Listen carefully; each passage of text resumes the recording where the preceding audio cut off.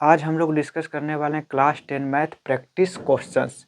आज हम लोग कुछ क्वेश्चन प्रैक्टिस करेंगे। इससे पहले हम लोगों ने कौन सा क्वेश्चन करते थे, हम लोग कोई एक चैप्टर लेते थे जिसे रियल नंबर लिए और उस पर कुछ क्वेश्चन किए, उसके और ट्रिग्नोमेट्री लिए थे, उस पर कुछ क्वेश्चन किए थे। सिर्फ ट्रिग्नोमेट्री का क्वेश्चन ही एक वीडियो में रहता था ना।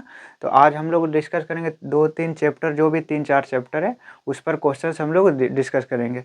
जिसे देखिए, पहला क्या है, पोलिनोमियल पर, फिर क्या है, लीनियर इक्वेशन इन 2 वेरिएबल, फिर कौन सा है, फिर क्वाड्रेटिक इक्वेशन का है, फिर अरिथमेटिक प्रोग्रेशन का है, फिर क्या स्टैटिस्टिक्स हो जो मीन है। बेसिकली 4-5 चैप्टर का क्वेश्चन का मिक्सर है। तो देखिए किस तरीके से हम लोग ये 6 क्वेश्चन को सोल्व करेंगे। यदि आपको ये क्वेश्चन सोल्व करने आ रहा है तो आप वीडियो पॉज कीजिए, वीडियो रोकिए और इस क्वेश्चन को सोल्व कीजिए। यदि ये क्वेश्चन सोल्व हो जाता है तो आपका कॉन्फिडेंस बिल्ड होगा, और यदि ये क्वेश्चन सोल्व नहीं होता है तो आपको डरने की ज़रूरत नहीं है, बस हम बताएंगे, आप सीख लीजिएगा। देखिए क्वेश्चन नंबर फर्स्ट देखिएगा। क्वेश्चन नंबर फर्स्ट क्या है, if zeros of the polynomial x square plus 4x plus 2a are alpha and 2 alpha. ये पोलिनोमियल, इसका 2 जीरो क्या है, अल्फ़ा एंड 2 बाई अल्फ़ा है। हमें क्या फाइंड करना है, वैल्यू ऑफ ए फाइंड करना, वैल्यू ऑफ ए फाइंड करना है। ये इसमें कहीं ना कहीं ये क्या है, कांस्टेंट टर्म है या नहीं। ये पोलिनोमियल क्या चीज़ में, एक्स वेरिएबल में, तो कांस्टेंट टर्म क्या होगा, ए कांस्टेंट टर्म है। तो हमें कांस्टेंट टर्म में कोई रिलेशन पता है क्या, आप बोलिएगा हाँ पता है। क्या, अल्फ़ा इंटू बीटा ना। क्या, अल्फ़ा इंटू बीटा का मतलब प्रोडक्ट ऑफ जीरोज क्या होता है, प्रोडक्ट ऑफ जीरोज क्या होता है, सी बाय ए, मतलब कांस्टेंट टर्म अपॉन, देखिए ना, कांस्टेंट टर्म अपॉन क्या होता है, कोएफिशिएंट ऑफ एक्स स्क्वायर। देखिए प्रोडक्ट ऑफ जीरो, ये 2 जीरो गिवन है तो इसका प्रोडक्ट कर लीजिए। कांस्टेंट टर्म क्या है, 2a upon coefficient of x square. X square के कोएफिशिएंट मतलब एक्स स्क्वायर के साथ क्या चीज़ मल्टीप्लाई हुआ है, तो 1 मल्टीप्लाई हुआ है तो नीचे 1 लिख लेंगे, ठीक ना।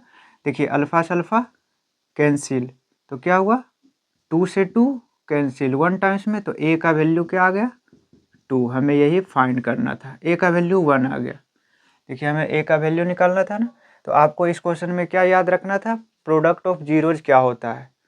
जैसे देखिए ना, कोई एक पोलिनोमियल है, quadratic polynomial a x square plus b x plus c, जहाँ ए क्या नहीं होना चाहिए, जीरो नहीं होना चाहिए, और ए बी सी क्या नहीं हो, ए बी सी क्या है, एक रियल नंबर है। तो इसका 2 जीरो मान लेते हैं, अल्फ़ा बीटा, तो इसका प्रोडक्ट क्या होता है, अल्फ़ा इंटू बीटा सी बाय होता है, और अल्फ़ा प्लस बीटा क्या होता है, माइनस बी बाय। ये तो आपको पता होगा, इसी पर ये क्वेश्चन था। देखिए क्वेश्चन नंबर 2, क्वेश्चन नंबर 2 क्या, if 1 zero of the quadratic polynomial is 2। देखिए लेट मान लेते हैं पी एक्स, इस पोलिनोमियल को एक्स में है ना, तो पी एक्स मान लेते हैं, x square plus 3x plus के, यही है ना। हमें क्या बोला गया है, एक जीरो क्या है, 2 है।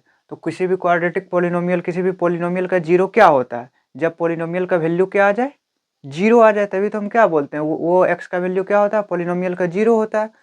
तो हमें क्या बोला गया है, एक जीरो क्या है, 2 है। तो इसका मतलब P2 क्या होगा, जीरो के इक्वल होगा, हाँ या ना। P2 क्या होगा, जीरो के इक्वल, मतलब जहाँ जहाँ एक्स है वहाँ वहाँ 2 रखेंगे। बेसिकली इस पोलिनोमियल का वैल्यू 2 पर क्या होगा, जीरो होगा।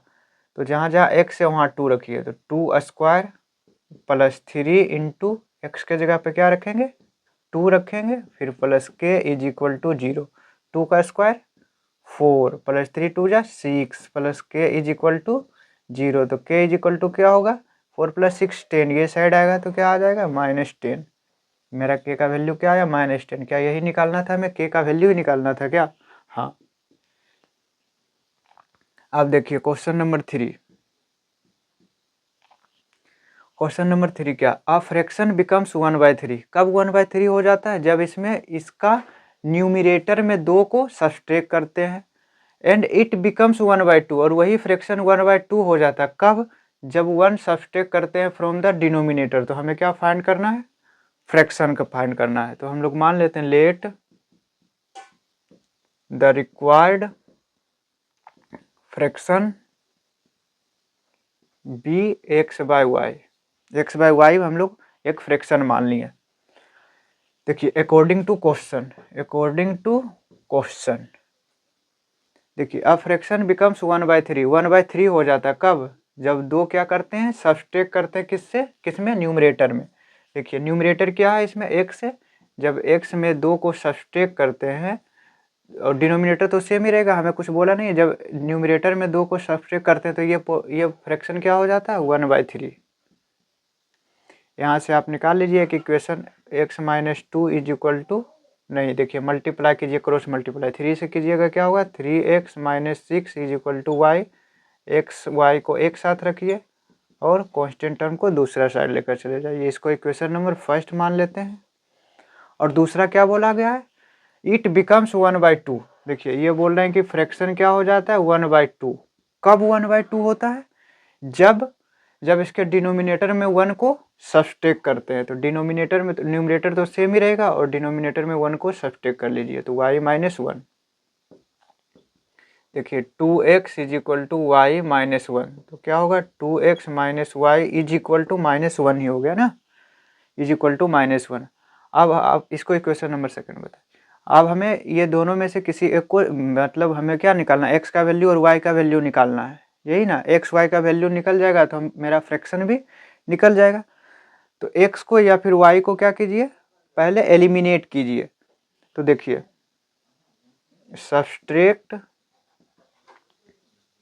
सब्सट्रैक्ट इक्वेशन 1 फ्रॉम इक्वेशन 2 या फिर सब्सट्रैक्ट इक्वेशन 2 फ्रॉम इक्वेशन 1।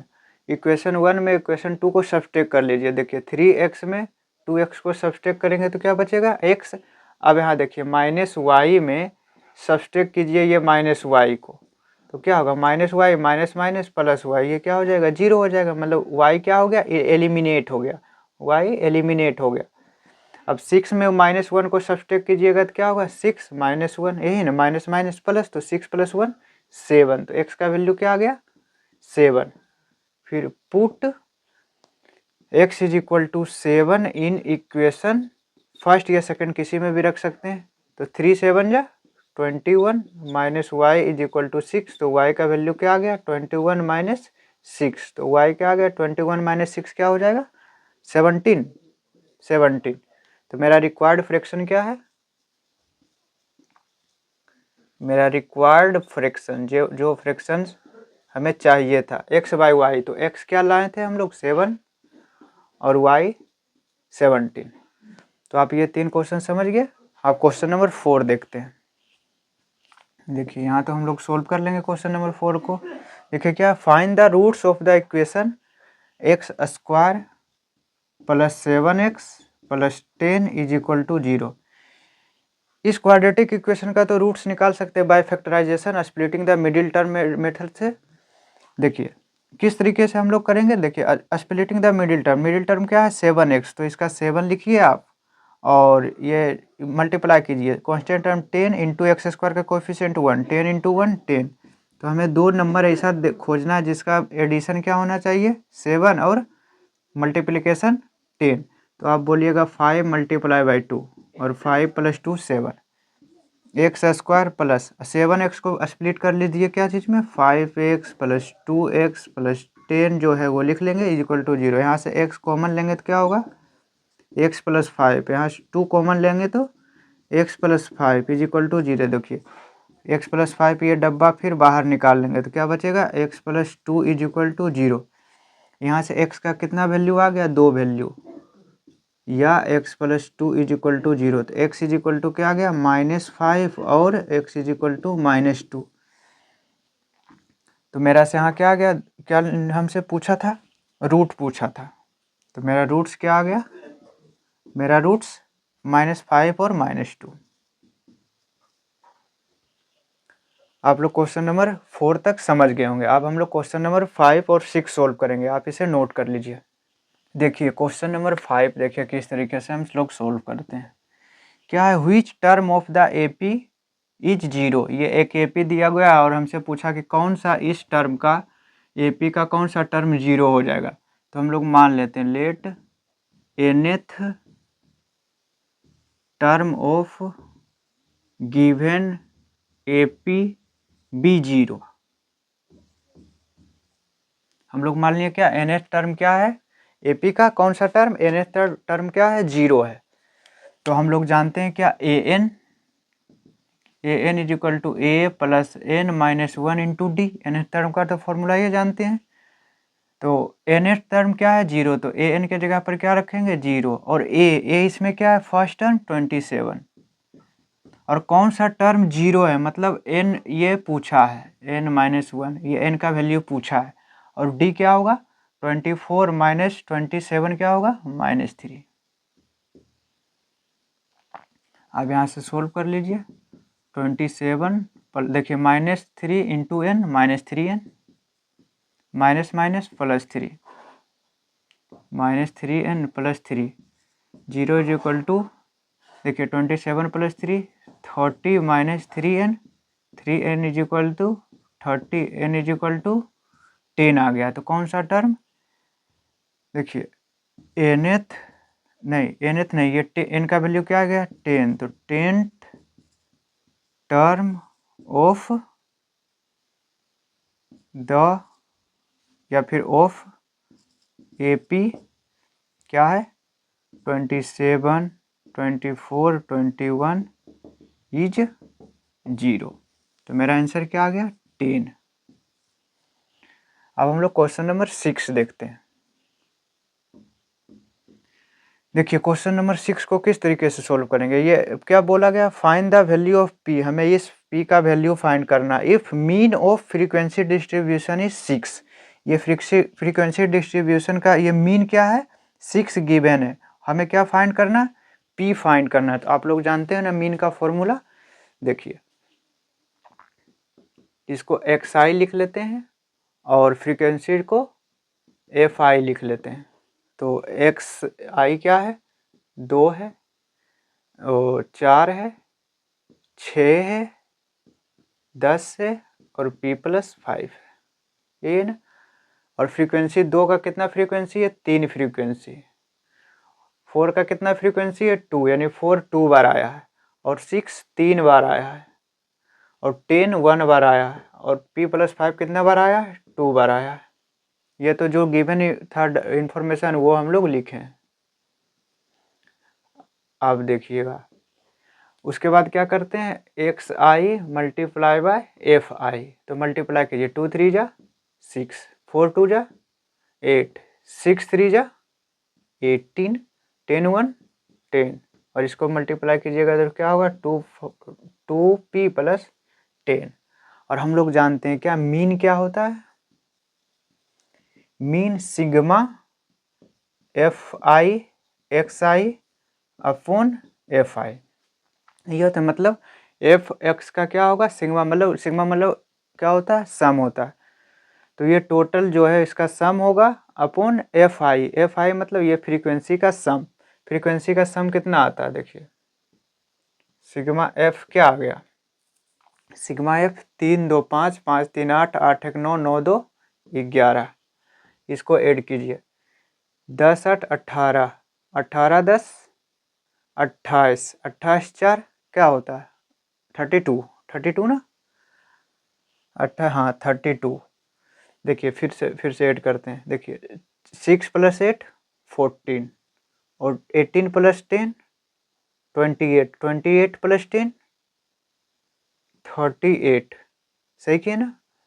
4 + 8 12, 1 + 3 4, 4 + 1 5, हम लोग सही किए ना। 6 + 8 14, 18 + 20 38, फिर हम ऐड किए 8 + 4 12, 3 + 1 4, और एक कैरी था जो 5 52। तो ये आ गया सिग्मा एफ एक्स मतलब fi xi क्या आ गया, 52, 2p + 52, 2p + 52। हमें मीन क्या गिवन था, मीन कुछ गिवन था क्या, 6 गिवन था, मीन हमें 6 गिवन है। और ये सिग्मा एफ एक्स आई क्या आया, 2p + 52। और ये एफ आई क्या है, सिग्मा एफ आई क्या है 11। 11 6 ज़ा 66 is equal to 2p plus 52। तो 2p का वैल्यू क्या आ गया 12, 2 का फिर 14, 8 प्लस 6 14, 2p का वैल्यू 14, p का वैल्यू क्या आ गया 7। यही हमसे क्वेश्चन पूछा था, क्या चीज़, p का वैल्यू बताइए ना, find the value of p। तो p का वैल्यू क्या आ गया 7। तो उम्मीद करते हैं आपको ये टोटल जो 6 क्वेश्चन सोल्व करवाइए वो आपको समझ में आया होगा और आपका कुछ कॉन्सेप्ट बिल्ड होगा, मतलब आज कुछ सीखने के लिए आपको मिला होगा। इसी तरीके से हम लोग क्वेश्चन लाते रहेंगे, क्या चीज़ पर, ये प्रैक्टिस क्वेश्चन इसी तरह से हम लोग लाते रहेंगे। हर एक चैप्टर पर एक एक दो क्वेश्चन, जिस तरीके से आज हम लोग क्या कौन कौन सा चैप्टर पढ़े थे, पोलिनोमियल भी देख लिए थोड़ा सा, और लीनियर इक्वेशन इन 2 वेरिएबल, फिर क्वाड्रेटिक इक्वेशन भी, अर्थमेटिक प्रोग्रेशन भी, और हम लोग क्या देखें, ये स्टैटिक्स भी देख लिए। तो इसी तरह से और अलग अलग चैप्टर का क्वेश्चन लाते रहेंगे। बस आज के लिए इतना ही रखते हैं, आप लोग पढ़ाई करते रहिए।